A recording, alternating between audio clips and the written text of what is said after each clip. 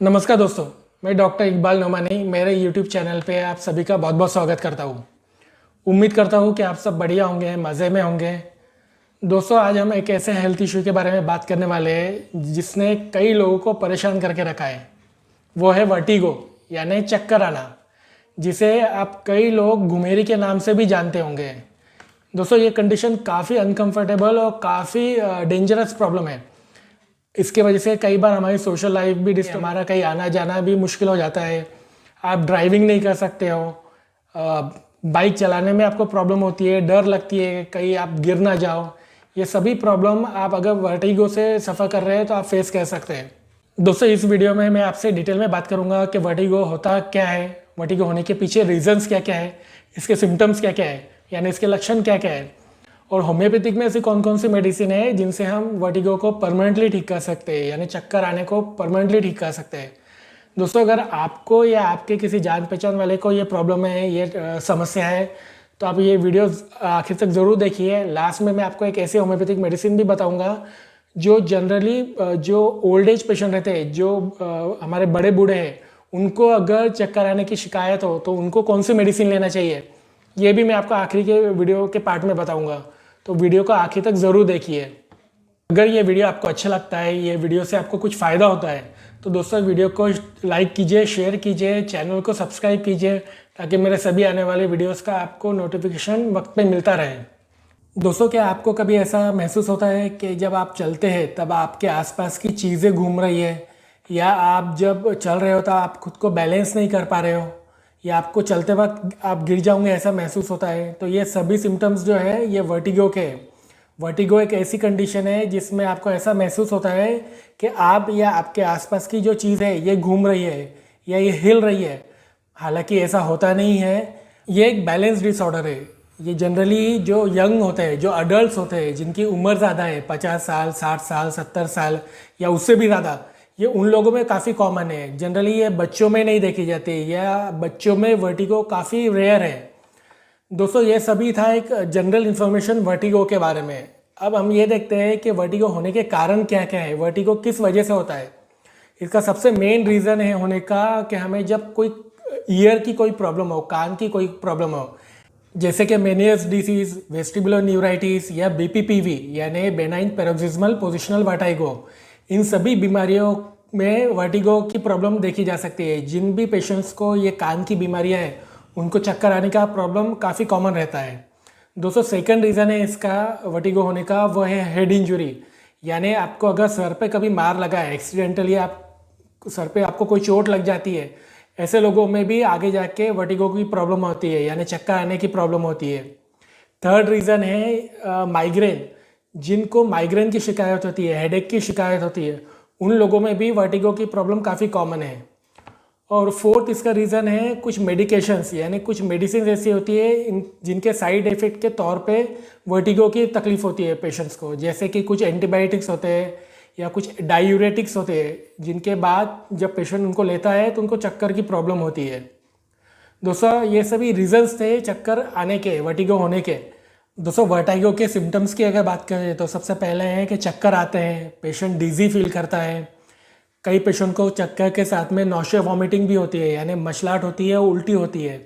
Balance बिगड़ने की वजह से पेशेंट को गिर जाने का डर रहता है, या फिर कई पेशेंट्स को घुटन महसूस होती है, बेचैनी भी काफ़ी होती है। और फिर कुछ कुछ पेशेंट्स में कानों में सीटी बजने की आवाज़ आती है, जिसे हम टिनिटस कहते हैं। ये भी कई पेशेंट को वर्टिगो के साथ पेशेंट फील करता है। दोस्तों, इस वीडियो के अब मेन पार्ट के बारे में हम लोग बात कर लेते हैं कि वर्टिगो की जो प्रॉब्लम है इसको हम परमानेंटली कैसे ठीक करें। होम्योपैथी में ऐसे कौन कौन सी मेडिसिन हैं जिनका यूज़ करके हम वर्टिगो की प्रॉब्लम से हमेशा के लिए छुटकारा पा सकते हैं। तो इस लिस्ट में सबसे पहला नाम आता है कोनियम मैक का। कोनियम मैक वर्टिगो के लिए, यानी चक्कर आने के लिए बहुत ही अच्छी और बहुत ही इफेक्टिव मेडिसिन है। अगर आपको बिस्तर में लेटे हुए चक्कर आ रहे हैं, या बिस्तर में जब आप करवट बदलते हो तब अगर आपको चक्कर आ रहे हैं, या फिर उठ के बैठने के बाद चक्कर आ रहे हैं, तब कोनियम काफ़ी अच्छे से काम करती है।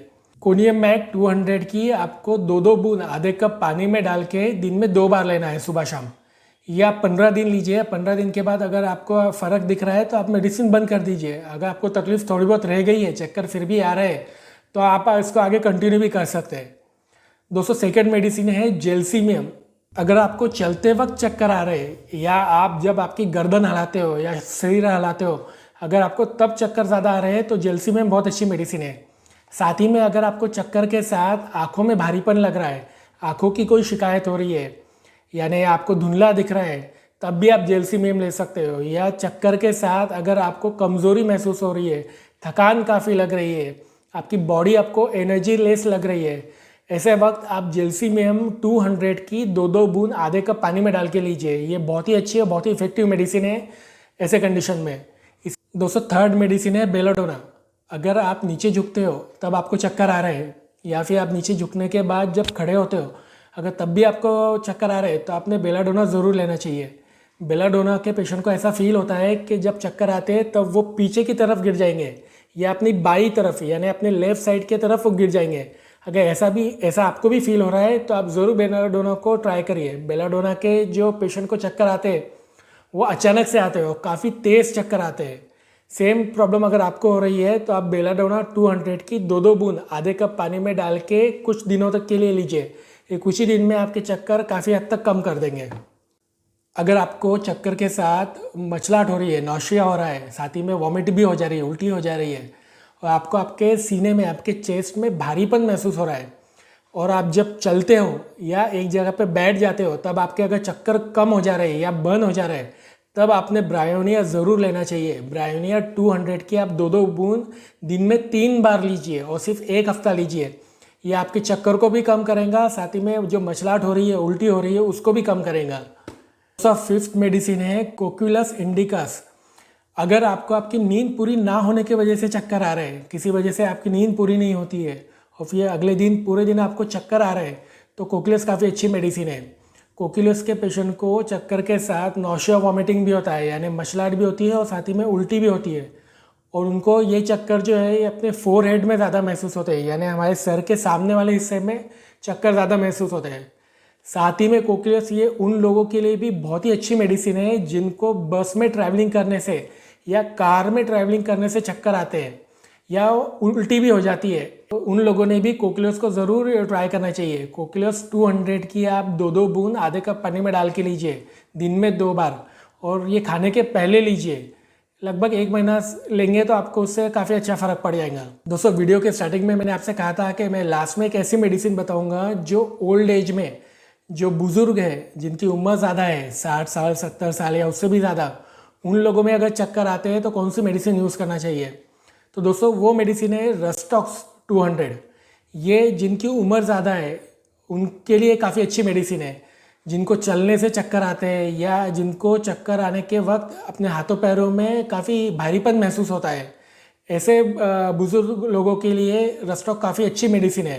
रस्टॉक्स 200 की आप 2-2 बूंद आधे कप पानी में डाल के दिन में 2 बार लीजिए खाना खाने के बाद। ये 1 महीना लीजिए, इससे आपको काफ़ी अच्छे रिजल्ट देखने को मिलेंगे। दोस्तों वर्टाइगो से काफ़ी लोग परेशान रहते हैं, काफ़ी सालों से उनको तकलीफ़ रहती है, वो काफ़ी तकलीफ सहन करते हैं, काफ़ी मेडिसिन भी लेते हैं, लेकिन उनको कोई परमानेंट रिलीफ नहीं मिलता है। जब तक मेडिसिन लेते हैं तब तक उनकी तकलीफ़ कम रहती है, जैसे ही मेडिसिन बंद करते हैं फिर से चक्कर आना शुरू हो जाते हैं। ऐसे कंडीशन में आप अगर होम्योपैथिक मेडिसिन लेते हैं तो आपको परमानेंट इसका सॉल्यूशन मिल सकता है, आपकी ये तकलीफ़ हमेशा के लिए ख़त्म हो सकती है। एक तो मैंने आपको जो ये सब मेडिसिन बताई है, आप उनमें से भी कुछ मेडिसिन ले सकते हैं, या फिर अपने नज़दीकी किसी होम्योपैथिक डॉक्टर के पास जाके आप चाहे तो कंसल्ट कर सकते हैं, या आप चाहे तो आप मुझे मेरे व्हाट्सएप नंबर पे भी मुझसे कांटेक्ट कर सकते हैं। दोस्तों उम्मीद करता हूँ आपको ये वीडियो अच्छा लगा होगा, आपके लिए ये वीडियो यूज़फुल होगा। अगर वीडियो अच्छा लगता है तो वीडियो को लाइक कीजिए, शेयर कीजिए और चैनल को ज़रूर सब्सक्राइब कीजिए। दोस्तों तो फिर मिलेंगे अगले वीडियो में, तब तक के लिए अपना ध्यान रखिए और खुश रहिए। धन्यवाद।